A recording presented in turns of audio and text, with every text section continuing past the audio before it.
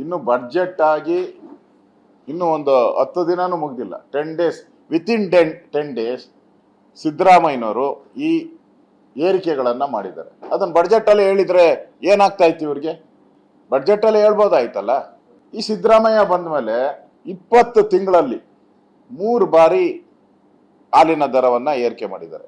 August ಅಲ್ಲಿ ಒಂದ್ಸರಿ ಏರಿಕೆ ಮಾಡಿದ್ರು, ಜೂನ್ 24ರಲ್ಲಿ ಅವಾಗ 2 ರೂಪಾಯಿ ಏರಿಕೆ ಮಾಡಿದ್ರು, ಮಾರ್ಚ್ ಈಗ 4 ರೂಪಾಯಿ ಏರಿಕೆ, ಒಟ್ಟು 9 ರೂಪಾಯಿ ಏರಿಕೆ. ಈ ಮನೆ ಆಳ ಕಾಂಗ್ರೆಸ್ ಅವರು ಮನೆ ಆಳ ಕೆಲಸ, ಇದನ್ನೇ ಮನೆ ಆಳ ಕೆಲಸ ಅಂತ ಹೇಳೋದು. ಮೊದಲು ಏರಿಕೆ ಮಾಡಿದಾಗ ಏನ್ ಹೇಳಿದ್ರು? ರೈತರ ಸಂಕಷ್ಟ ನೋಡಕ್ಕಾಗಲ್ಲ, ಕಣ್ಣೀರ್ ಬರ್ತೈತೆ ಅಂದ್ರು. ದುಡ್ಡಲ್ಲೇ ಎಲ್ಲಿಗೋಯ್ತು? ಇವ್ರ ಜೋಬ್ಗೆ ಹೊರಟೋಯ್ತು. ರೈತರಿಗೆ ಎಲ್ಲಿ ದುಡ್ಡು ಕೊಟ್ಟರು ಅವರು? ಒಂದು ನಯಾ ಪೈಸನೂ ರೈತರಿಗೆ ಕೊಡ್ಲಿಲ್ಲ.